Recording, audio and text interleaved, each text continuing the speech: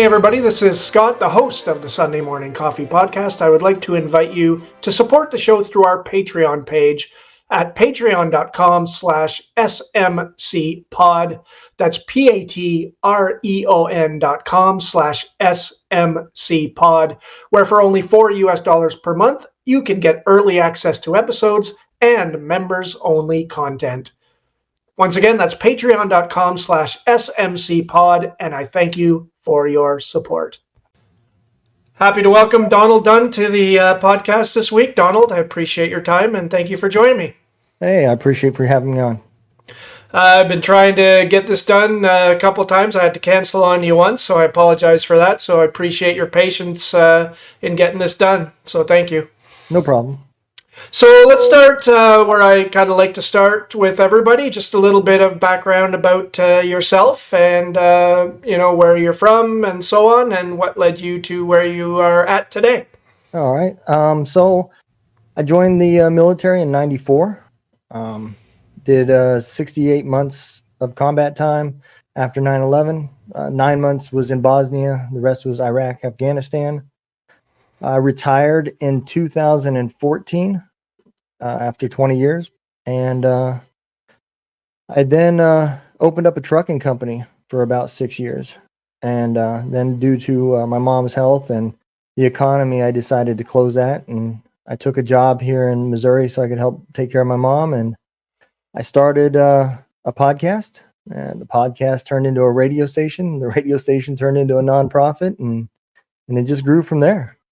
That's awesome. So we'll loop around to back to all of that kind of stuff that you just mentioned. So are you originally from Missouri as well? I'm not originally. So I came in the military right out of high school. I graduated from Lincoln, Nebraska. Okay, cool.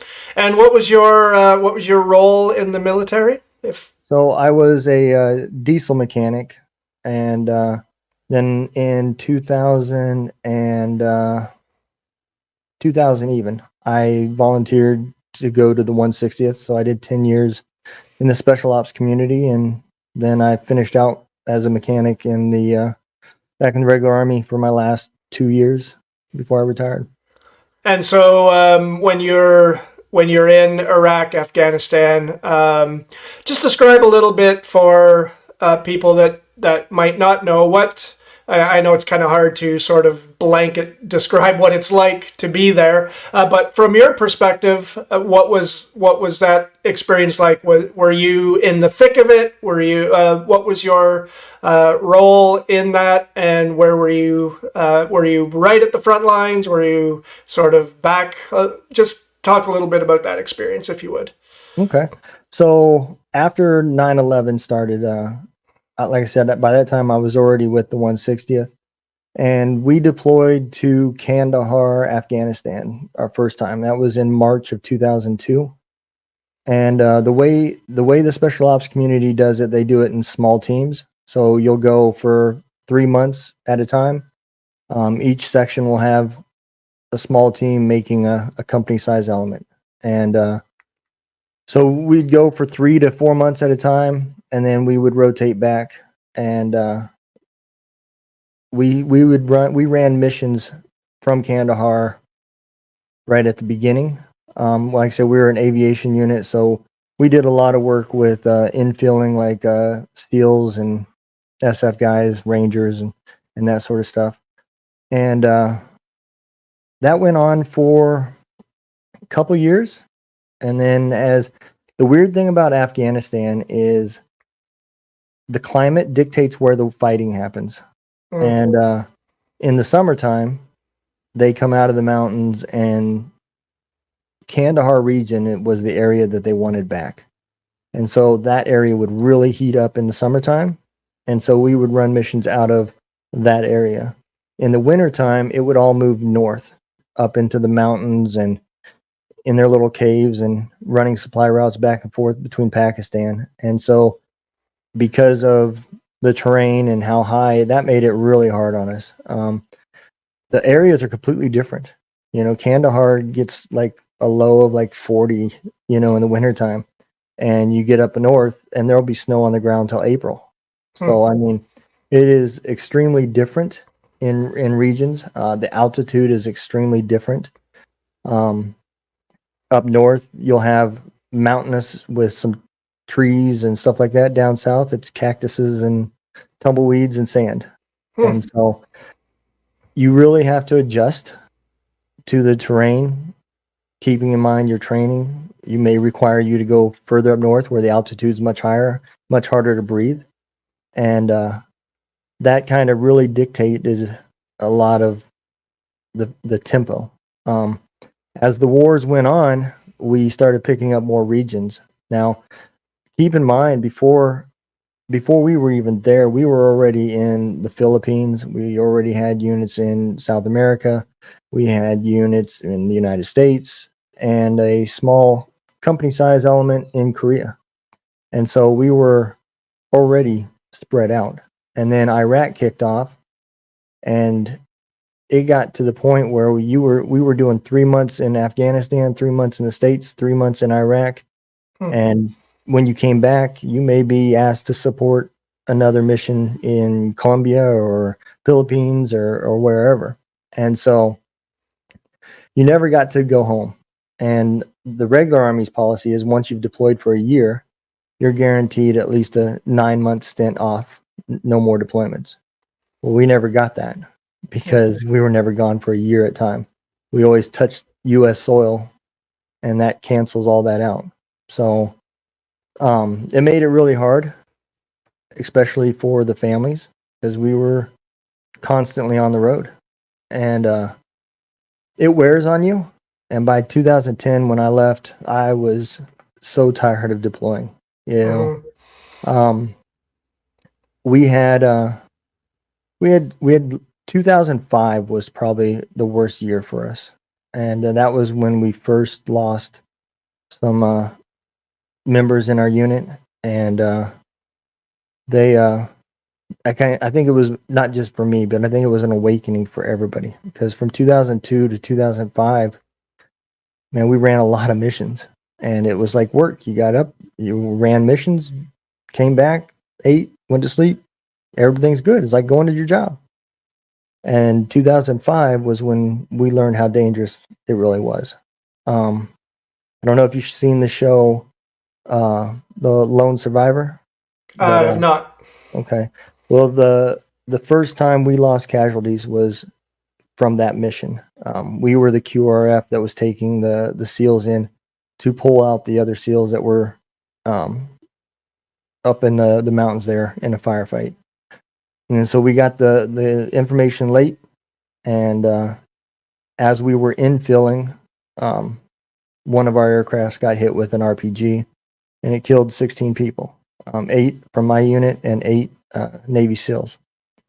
And so I lost some good friends on that mission, and having to help do the funerals and deal with the family members, and then constantly going right back into deployments. It makes it hard. It Hmm. really gets taxing on you and wears on you.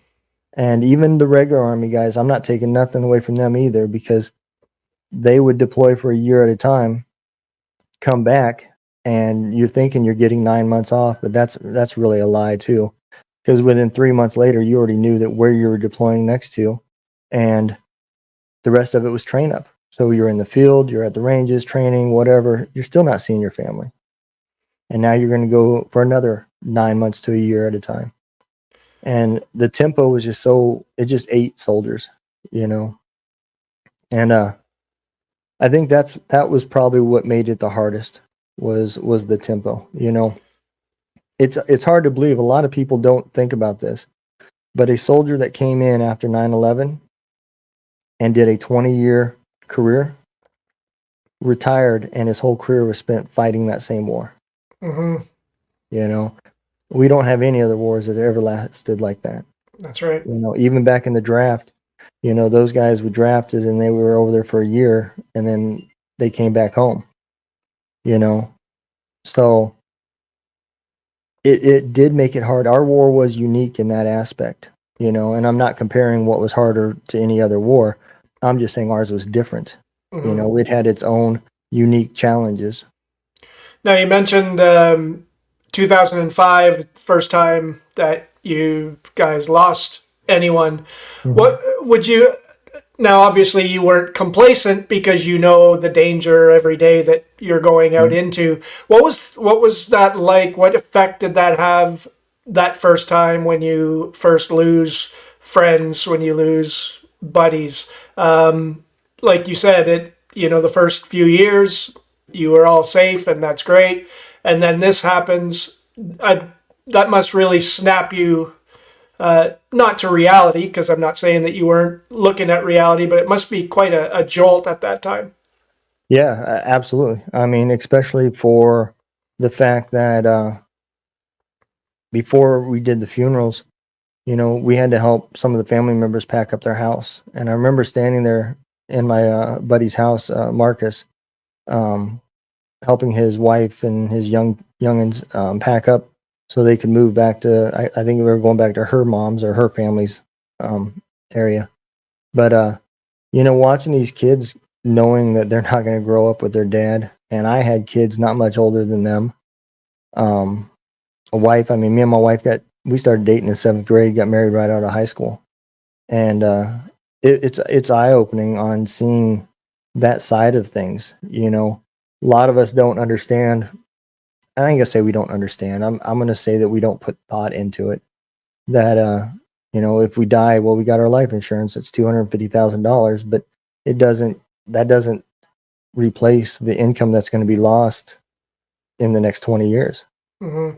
You know, and so it's not uncommon for military families to be single income families. And when that's gone, man, the plan just changes. I remember when, because obviously Canada had a big involvement in Afghanistan as well. Mm-hmm. So Kandahar is very familiar to us as Canadians. And I Yep. remember the first time that Canadians were killed. Unfortunately, it was a friendly fire incident. Um, I was there. were you really? I was. And I It remember was like 52 Canadians, and we were hit with an aircraft, if I'm not mistaken. that's correct. That's correct. I remember the effect because obviously Canada, we're not involved in many wars. Right. So and when we are, we tend to sort of not lose many people. But that was the first time I believe. I'm not going to misstate anything, but to lose four men at once for Yeah. Canada at that time was a big deal and still is to this day. So you know, I don't want to say you guys are used to that, but for us, it was quite a shaking instant. So, what do you remember about that Well, the particular night day? that happened, they were out on the range, and the range wasn't probably maybe a couple football fields distance away from where we were at that time. Kandahar was tiny. I mean, we were still taking a lot of incoming and stuff like that, and the range just basically consisted of an area with a big berm that you could shoot up against, and they were doing night training, and I was asleep when I heard the explosion go off, and it was so loud. I mean, it rattled my cot that I was in. I about jumped out of the cot, and I didn't know at the time what had happened, but I found out shortly after when we got up and started moving around that an aircraft had seen the tracer rounds bouncing off of the berm, and I guess he mistaked the vehicle that was there for what looked like a Russian BMP, and asked permission to fire, and he was denied permission because the area he was given, they were tracking that there was friendlies in that area, and he took it upon himself to fire when he seen the tracer rounds coming up because he thought he was taking fire from small rounds, which would have never penetrated an aircraft anyways, at least not at that altitude. And yeah, I mean, I remember attending the ceremony that they held. Um, I remember seeing the faces of the people they shifted because there were so many people hurt that they had to pull some of the cooks and stuff like that to help pull the perimeter guard, because that's what they were doing. Is they were at that time they were in charge of the internal operations of the unit, like chow hall and bathrooms and showers and stuff like that. And they also controlled the security for the outer perimeter. And I remember seeing the cooks, because we had just got up to that point, it had been all MRE meals, and you guys had just got set up, and we ended up having to go back to MRE meals because there wasn't enough cooks. They had to use the cooks for replacements. Wow. You know, and I remember standing there in the ceremony feeling ashamed, you know, because of what happened. You know, it was if I'm not mistaken, it was a National Guardist, Air National Guard pilot. And so, how do you say you felt shame, even though you obviously had nothing at all to do with it? You were just sleeping away in your cot. What was there any? How do you interact with the Canadians after that? Like, obviously, you're probably almost as shaken as they were. How do you even navigate something like that? To be honest, after that, I really avoided contact, because what do you say? Mm, I'm sorry that we're so sorry, you know, and um, there's just no way that you can make that up, and it is a direct reflection on our training and our military. That's the one thing about the U.S. is we're very proud of our military and our training, and you think about the training that goes into training a pilot to mm. fly an aircraft, and something as simple as disobeying an order of no permission to fire, when you could literally have just flown away and marked the grid of where you thought you seen combatants and let the ground troops do their job.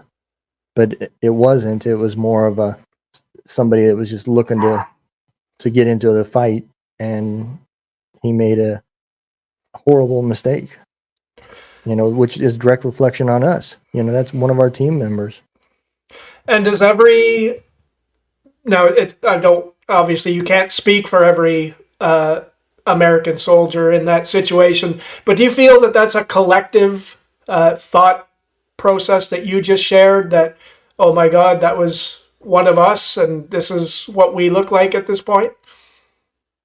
Yeah, I mean, especially at that level, and you got to realize, we're the bottom realm of the special ops, the 160th. We joke, we tell everybody that we're the popular version of Uber. We take the really high valued people up for rides, and that's all we did, is we would infill and exfil, special operators. And so the skill level that our pilots have, and then you start thinking about guys that do this every day, so we held ourselves to an extremely high standard. And I would assume that anybody that flew those kind of aircrafts did too. And so I would even assume that his teammates kind of shunned him and felt ashamed. Mm-hmm. I never did find out what happened, what kind of trouble he got into or any of that type of stuff. The Air Force is kind of their own thing. We don't really have contact with them, for the most part. But yeah, it was a bad day. It really was. I remember, obviously, as stories when it first happened. My first instinct was, okay, I'm over here safe and sound in my own little world, and I don't want to judge this guy, fog of war and all that kind of stuff. But then as more details start coming out, you're thinking, okay, this maybe this doesn't look quite so good. And do you put it down to something as simple as an itchy trigger finger? He just wanted to get involved. I don't know. I really don't know. I don't want to speculate for what he was feeling. I seen soldiers from all sorts, from tears to laughter. I seen mortar rounds come in and almost hit us, and the first response of some of these guys was to laugh. And all of these are versions of fear. It's just how you deal with them yourself. Um, I've seen people cry, you know, and you get used to those looks on those faces. So I don't know, I can't explain how he was feeling, you know. Um, it's easy to assume that, I'm not gonna lie that there's probably a lot of people, myself included, that probably assume that's all it was, you know. But especially if you know what the maximum effective range of small arms fire is, and what it's capable of doing, and you can completely control your altitude and how close you are. um, yeah, it seems like it, but I don't, like I said, I don't want to assume. Right. So going back to the mission where you first lost friends, Hmm. um, as a unit, what do you guys do after that, in the immediate aftermath of that happening? Do you just gather together and go over things? Do you just reminisce? How do you, as a team, deal So with that? it took about 3 days, 4 days for us to get guys back on the ground over there to recover the bodies and the sensitive items and everything. Meanwhile, by that time, we already knew by name list of who was involved, and so we went immediately um, into preparing for the funerals. Mm. Um, One of the choices is you get your option of either being buried in Arlington, and then the funeral is done by the soldiers at Arlington, or you can be sent back to your home and have a funeral there. And so the ones that chose to have their funerals at their homes, we conducted the ceremonies, and I was present for three of them. And it's hard, because these guys. I mean, 2 weeks before this, I was briefing the Major Reich that died on that aircraft. I was joking around with Marcus Morales and talking about cars with Kip Jacoby, just 2 weeks before that. We just got done playing a joke on Major Reich, not too long before that as well. We put his Jeep up on blocks and mailed his tires to him in Afghanistan and took pictures of his Jeep TP'd. And the battalion commander was doing it because he played a joke on our battalion commander. And then that created all sorts of other issues because after he had died, the army wanted to know why his Jeep wheels was in Afghanistan with him, and why was his car vandalized. And you know you never know what tomorrow's going to bring, and that was the lesson that I took from that. The hard part was um the outbriefs that come from these situations.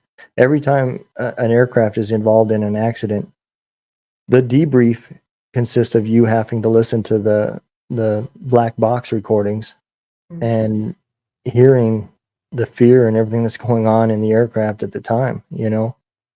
And it's like ripping another band-aid off because now you're seeing another layer of it. So it's hard.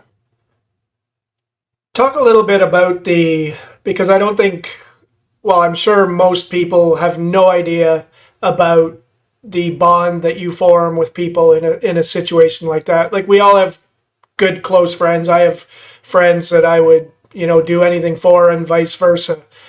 But most people don't understand what that bond is like when you're in a situation where you're responsible for, if you make a wrong move, it can cost somebody their life, and vice versa.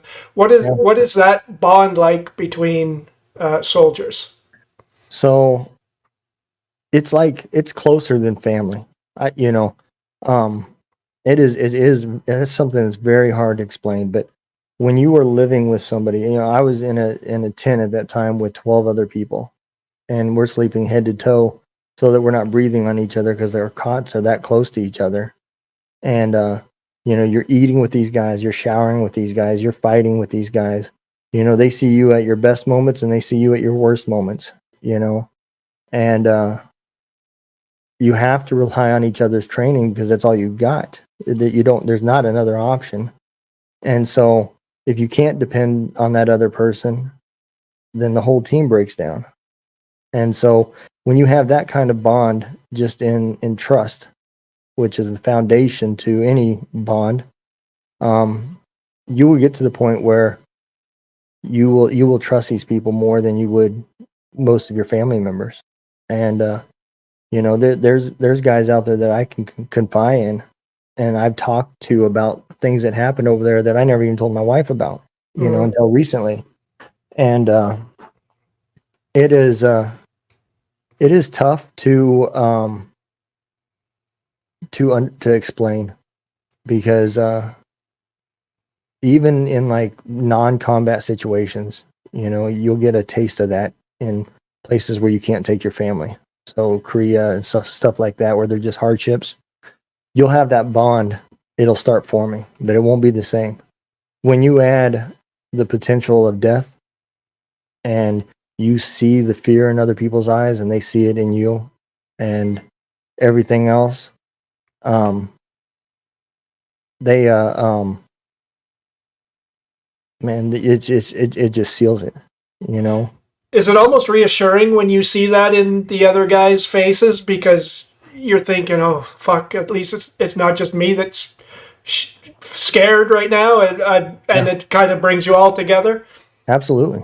You know, um, it's about, you know, analyzing the moment and just trying to put the feelings aside and accomplish the mission. But at that same token, you know, you understand each other so well that you can look at somebody's face and know what they're thinking because, you know, half the time you've heard the same joke 10 times by the end of the deployment because you run out of new stuff to talk about because you're isolated from everything else. So Mm-hmm. all you have is your memories to really discuss or whatever happened on the last mission or stuff like that. So you do get to that point where you know people like just by looking at them, you can tell if they're off, you know. And is there ever, let's say you have your company, new, I'm sure new people are coming in. Uh, Yeah. how do you, as a team, how do you evaluate these new? Do you size up the new people coming in to see what they have about them, and is there a point that makes you say, okay, we can trust these guys? Like, professionally that they Yeah. should be trustworthy, but like anyone else that you meet new, it takes a little while to figure each other out. What's that like when new people are coming in? So those, you know, nobody's going to go straight to mission qualified. Um, everybody's going to have a process and they'll be in the unit for quite a while before they're eligible to be on an aircraft and actually flying. Um, you know, that same MOS is also responsible for the maintenance. So they'll usually start out as a maintenance side of the aircraft. And they have to prove themselves there to be accepted to actually fly and conduct missions. And it's you can trust somebody, but until the situation comes, you're not really going to know. I had a guy that worked for me that was, I mean, he could do a million push-ups, and all he ever asked is, "When are we going to go on mission? When am I going to go on mission? When am I going to go on mission?" And I would joke with him. I'd say, "Oh, you want to go on a mission? I got one for you. Take the batteries out of that truck over there and put new batteries in it. There's your mission." You know. And one day, I don't know what he did wrong, but I was digging in his ass, and as we were driving back, I had my old hand in his face, just chewing his butt. We took some mortar rounds, and one of the mortar rounds hit the side of the truck, and all the gravel and everything hit the truck, and we kind of fishtailed, and he screamed. I mean, and I looked in the rearview mirror as another one was coming and hit on the other side of us, and I took off down the road. But from that point forward, it took an act of God for me to get him to come out of a building, Mm. you know, and then he went from that to depression and talking about suicide. I had to take his weapon from him, and we ended up having to send him back home. You Wow. know, and up to that point, all I ever heard was he wanted to, once he got out, he was going to be a cop, and he wanted to clear rooms, and he wanted to go kicking some doors, and wanted to go out on mission. And you know, if we would have just sent him straight out, somebody would have got killed because he would have froze. Hmm. It's like that. I can't remember if it's Mike Tyson that said everyone's got a plan until they get punched in the mouth. Yep. And Yep. it's it seemed like a good idea at the time to him, but once you're in the shit, it's Yeah. things change all really quick. Yeah. It's not a video game. Absolutely. And you mentioned you were also in Iraq. So I did. I did a few tours with that same unit in Mosul, and then my last deployment was back in the regular army. I spent 9 months in a little shithole called Ramadi. And what were, if you can pinpoint differences between Iraq and Afghanistan, what are the big differences between those two places that you were at? What I like to tell people is when you are in Iraq and you hear an IED go off, it's over. You ain't got to worry about getting shot. There ain't nobody there. In Afghanistan, when that IED goes off, you better be watching because there's an ambush with it. Mm, And the style of fighting was completely different. They would set up traps and hope the traps worked, but they wouldn't stick around. mm, And in Afghanistan, they were setting up traps and ambushing at the same time. So the fighting was much harder in Afghanistan. Um, there's places in Iraq that, you can get out and walk around and not be completely looking over your shoulder and completely scared. I wouldn't do that anywhere in Afghanistan. mm. But my main mission, that was towards the end, so that was later in the war when I was in Ramadi. That was 2012, 2013, 12, 2012. So my mission consisted of running the maintenance for the main convoys off the supply routes. And every 3 days, I also had to drive to Fallujah from Ramadi, which is about an hour and a half drive. And we were training the Iraqis in how to do logistics and handle maintenance and work on the equipment that we were selling them. And we'd get hit with IEDs. There if you went out the back gate of Ramadi, there was a guy that stood on top of a building every single day with an AK-47, flipping you off, doing this simple to you as you're driving by, just trying to antagonize. And so that's just the way Ramadi was.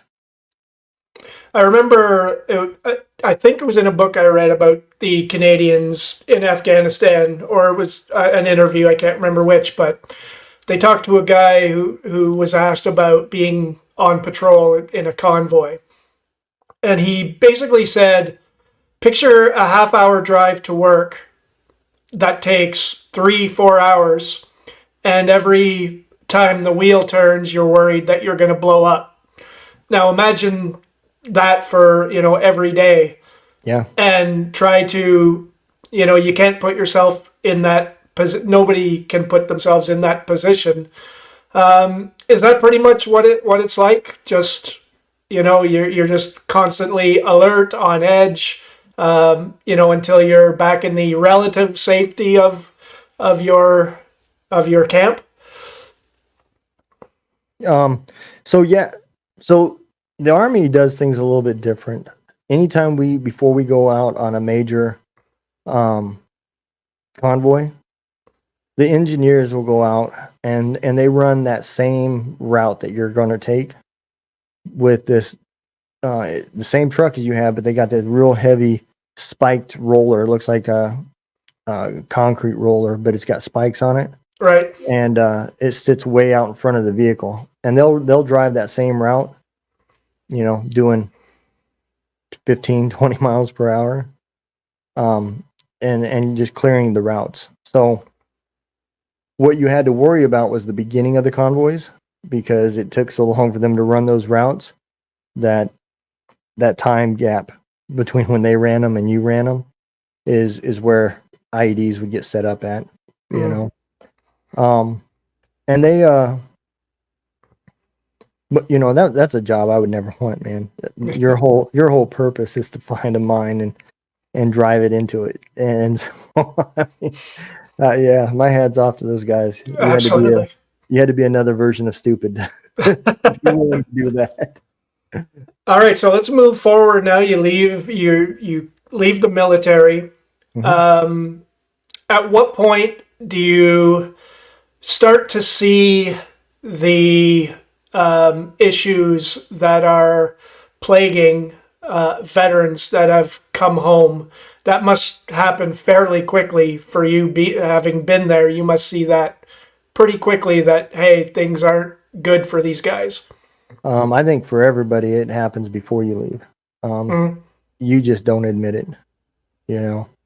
And I was pushing my family away way before I even went to Ramadi and didn't know it.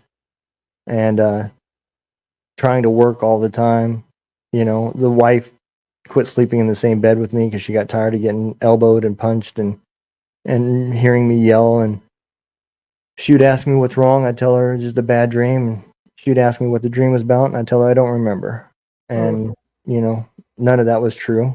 But um, I thought I was doing the right thing by not bringing that stuff back home. But the reality was, it was back home, and I just didn't admit it. And then you mix the anger that comes from it, you know, because that's the only way you know how to deal with everything is with anger. And you end up pushing your kids away, you push your wife away, and you know, you start thinking, you get depressed and you start thinking about suicide. And you know, and then I didn't help matters by starting that trucking company because I was already going through a hard time, so I wasn't mentally prepared to really embrace a trucking company. And then you put yourself in a truck driving for 11 hours a day, sleeping out on the road for 6 weeks at a time. Man, you have nothing but time on your hands to think and get in your head. mm-hmm, And by the time I started getting help, I had dug myself a pretty deep hole. You know, I've spent the last 2 years um, trying to fix some of the stuff for myself, just so I could deal with the stuff that I messed up and go back and try to fix that. You know, mm-hmm. So when you decide to reach out for help, who do you reach out to first? so for me, um, it wasn't a choice. I didn't have anybody to really talk to, and I didn't want to be around people, and so I got into a fight with my son, and it almost got physical. Um, and I say that was the worst day of my life, but it turned out to probably be the best thing that ever happened to me because after that, that's what made me realize I did need to go get help. You know, that the problem wasn't everybody else, the problem was me. And that's I went to a civilian therapist is where or a psychiatrist, and you know, the first thing they do is they put you on medication and get you to where you're stable, and then you can start dealing with the problems, you know. And then I did the same thing that every soldier does is once I'm good, well, I don't need these damn pills no more. I'm tired of taking them. And then it just slowly creeps back in again because you still haven't dealt with, you know, you took the cold medicine, but the cold ain't gone. Mm-hmm, And so um, finally, after I moved to Missouri, you know, we started this podcast with me and my old first sergeant, and that's why it's called Two Drunk Dudes. But at the end of the day, it brought all these veterans around me, and that's where the therapy came from because now I had people that I was talking to and getting things off my chest, and it eventually got to the point where I could start talking to my family about it, and I just recently wrote a book for my kids, you know, explaining, you know, the dad they had that they knew as a kid and the dad that they had when they were through puberty was the same physical guy but not the same mental guy. mm-hmm, And I finally just let them know everything that I knew and everything I've seen, and put it in their hands to figure out how to understand it. It wasn't an apology. It is what it is. I can't go back and change the past. I can just answer your questions on why. And was going to a civilian therapist a conscious decision on your part because you didn't think you'd be able to get help through the VA or the No. military, or was it just how it worked out? So my temper got the best of me when I was getting out of the military, and me and the VA rep kind of got into it. And my last words was to him is, "I don't need your effing money," and I never went back to the VA. So my pride was still kind of in the way, Mm. and so I reached out to a buddy of mine who was seeing a civilian therapist, and he recommended him to me. So talk about a little bit about the beginnings of the podcast. How did you mention it's you and one other buddy? Um, how did that come about? Were you just sitting around shooting the shit one day and thought, hey, Yep, we should start a podcast? And yeah, yep. that's as simple as it was, eh? He owned a little gun business, and I was helping him build some guns. And we always went to the range. That's how we'd relax. And while we're working on guns, we have a couple beers or whatever, and we'd always get on Facebook Live and just start talking to people. And went on. I just finally told him one day. I said, we need to start a podcast. And he laughed. He said, well, what should we call it? And I said, well, we're always in your gun room, so why don't we just call it Two Drunk Dudes in a Gun Room? And that's Perfect. where it was born, man. And what year was that started? And how many episodes have you done so far, approximately?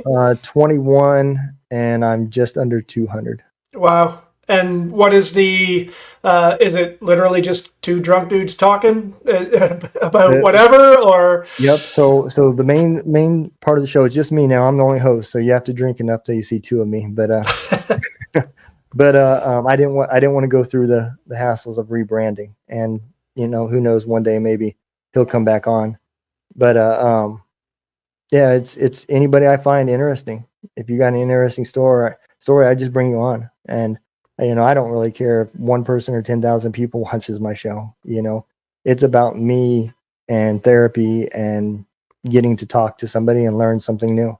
That's exactly what I do this for. It's the 100% without the war and military stuff, obviously, but that's my whole thing is that I like to talk to, new people and learn new things. And if 50 people watch, great. If 5 people watch, whatever. It's just a lot of fun, and it is therapeutic in ways, and it is, Yep. learning in a lot of ways as well. Yeah, and that's kind of where the nonprofit happened. Second season, my buddy had dropped off, and I started bringing on guests, and I came across some military musicians, and I seen a problem, that they were trying to make a living, and nobody knew who they were because they got buried in the Spotify algorithms and everything else. So I, I, all I did was one day I said, what we should do is start a radio station. And I guess Facebook was listening to me, and I seen an ad on Facebook that said, start your own radio station for $39.95 a month. And I was like, man, that's what's supposed to happen. Hmm. So I did that, and then I learned there's a whole bunch of um, issues with legality and everything else for copywriting and all that stuff. And so I worked through all that stuff, and I turned it into a small business so I could get licensed through BMI and ASCAP and get all the rights to their music. And so now there's 3 stations, and all we do is play music from veterans that are trying to become musicians. And we we turned it all into a nonprofit called Heroes Voice Media Foundation. And we have a podcasting group now. We have one I just rolled out 2 days ago for authors, writers, and bloggers. So if you're using media to tell your story and you're a veteran, um, we got a program for you, and we do anything we can do to help keep you podcasting, keep you writing, keep you singing, whatever that form of therapy is we do what we can do to help you continue to do it until you can find the help that you really need, because that's all it is it's a gateway. And the one thing I don't want to see is somebody looking at stats from podcasting and get frustrated and just quit, when that truly probably your only form of therapy in getting you to talk. Hmm.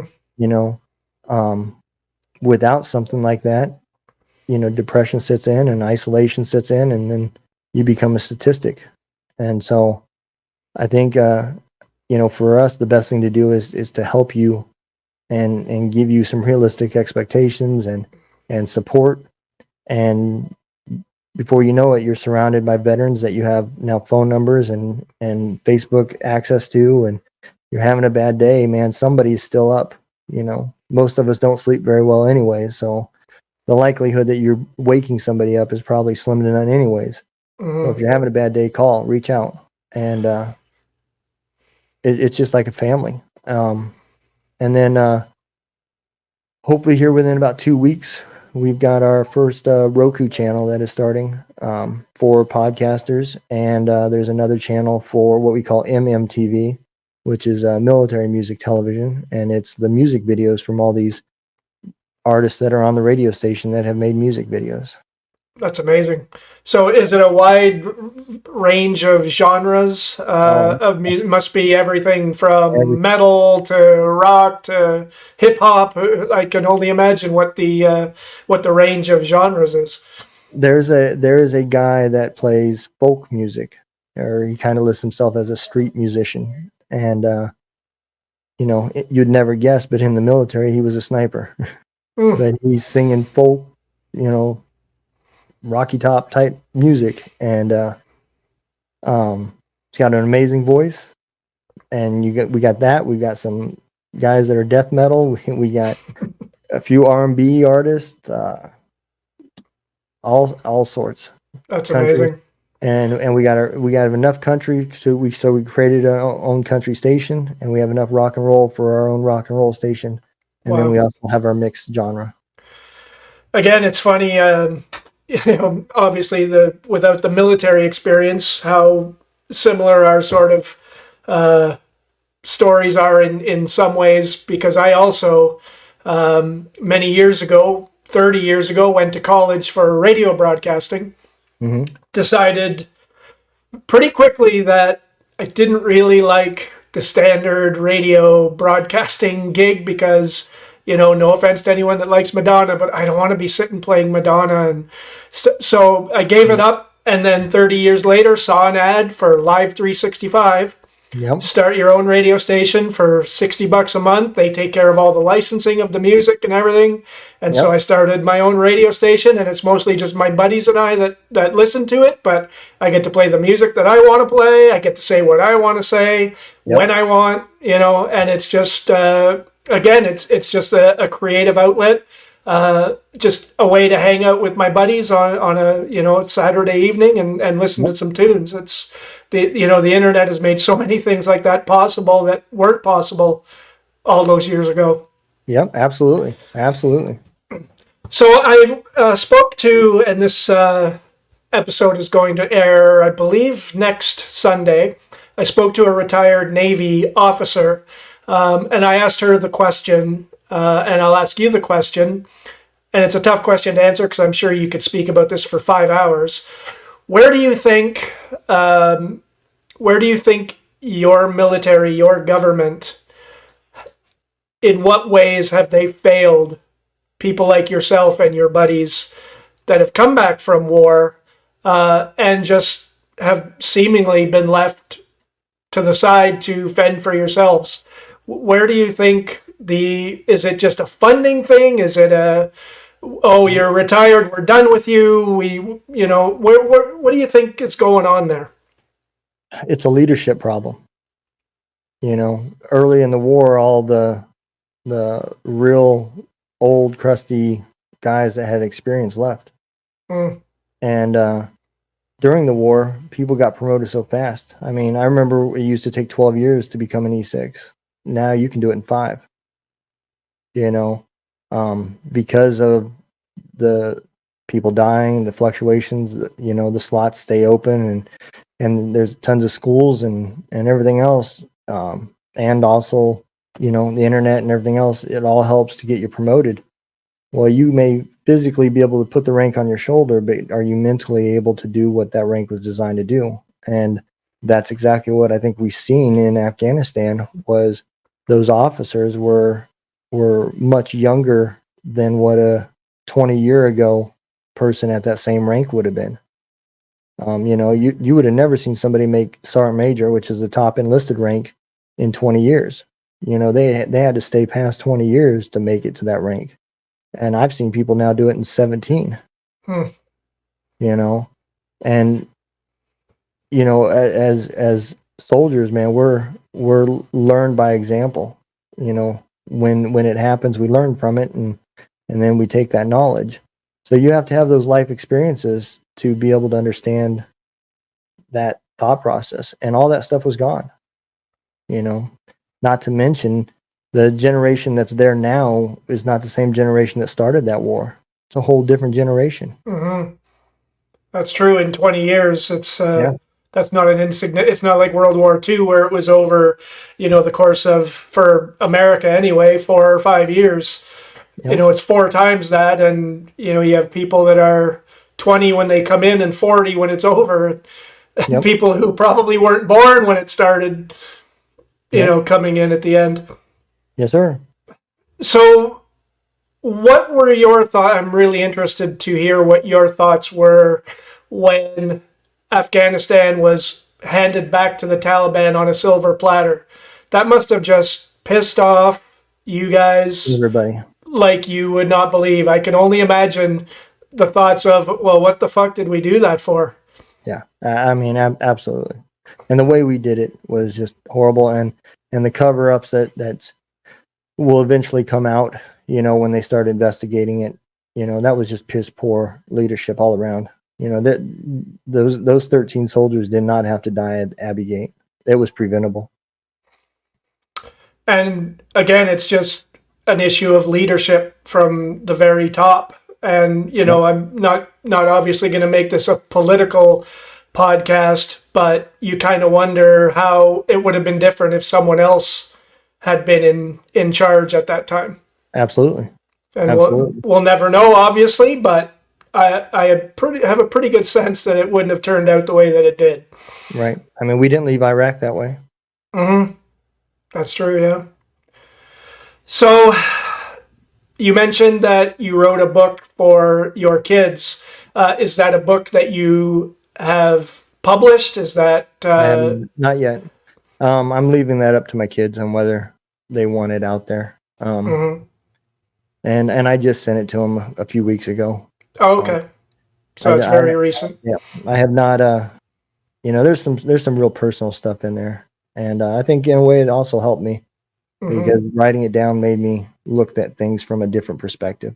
So, And when did you finally come clean to your wife about what you experienced over there? And um, was that also another form of therapy for you to finally, and for her as well, obviously, because she's wondering what's going on with you, and so that must have been a difficult set of conversations to have. yeah, I mean, um, and some of the stuff she found out from other people. Um, some soldiers would come over, we'd start drinking, and things would slip out. You Mm, know, and I remember the time we went to dinner with a guy that served with me, and he brought up something, and my wife was like, "I can't even believe this," mm. and I just passed over it, like, "Yep," and on to the next topic. Is that an under discussed part of military life? Is because obviously the soldiers are off at war and they're with their buddies, they're dealing with what they deal with, but I can only imagine what a spouse at home with the kids is dealing with. And then, like you said, I'm sure there's many that don't talk about what happened over there, and so they're left to try to figure it out on their own or from other people, and the person that they love is not the same person anymore. That's Yeah. got to be a different kind of war as hell. Oh, absolutely. And it's double-edged sword. If you don't tell them, then they don't understand what's happening. But if you do tell them, and like I said, I deployed for 68 months. Can you imagine if my wife would have known that I was in an aircraft that had issues or I'd been mortared or whatever? What is she going to think? every deployment after that. Hmm. What's going to go through her mind? And so you can either protect them, or you can, either way, you're not protecting them. You're leaving vulnerable to something else. So there's a lot of military veterans, Americans especially, but also Canadians that served in Afghanistan that are now dealing with obviously mental health issues, homelessness, Yep. Yep. addiction, suicide, all the whole gamut. Yep. Um, it's obviously a very big and very complex issue. What do you feel should be done? What if, let's say, you're suddenly in charge of Veterans Affairs? What's the first thing that needs to be done? Um, you know, I think it's such a big problem that I don't think one big agency can do it. So I mean, I don't know that.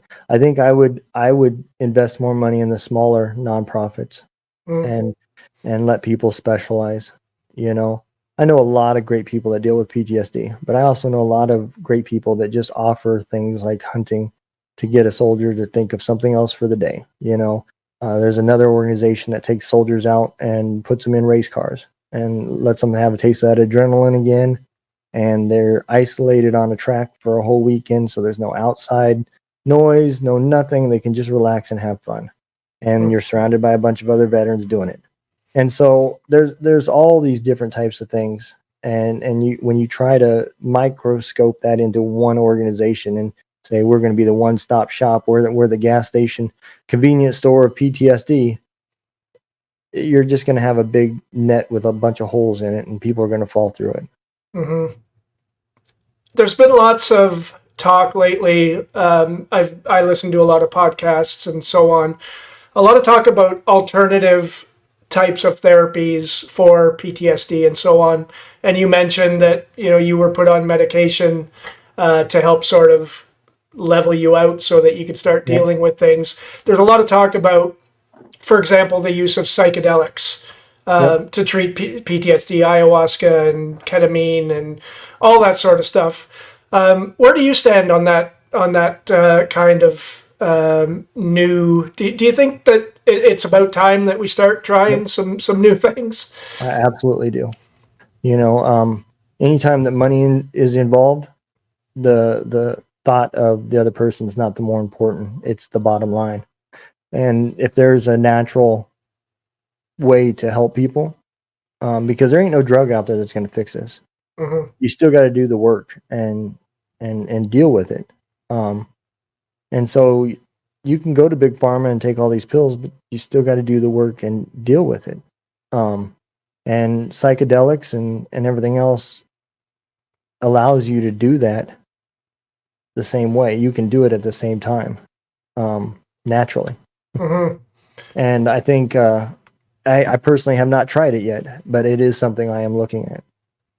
And you mentioned big pharma, of course, and you said in your own situation you got off the medication and obviously you regressed. And that's kind of the problem with that kind of medication. Once you're on it, they've got you now. Yep. And that's the rest of your life. Yep. And it is all about profit. So I think if we can find, like you said, some natural alternatives, um, why not, right? Absolutely. Absolutely. So before we wrap up, Donald, if you want to take this time to just let everybody know where to find you, where to find your podcast, your radio stations, social media, anything that you want to share to point people towards, now's If your you go, chance. if you go to twodrunkdudesinagunroom.com, you'll find the podcast and links to everything. Heroes Voice Media Foundation.org is the main nonprofit. You can go there. You can donate. You can follow us. You can collect the links and go to all the individual programs and find out what you got to do to be a part of that.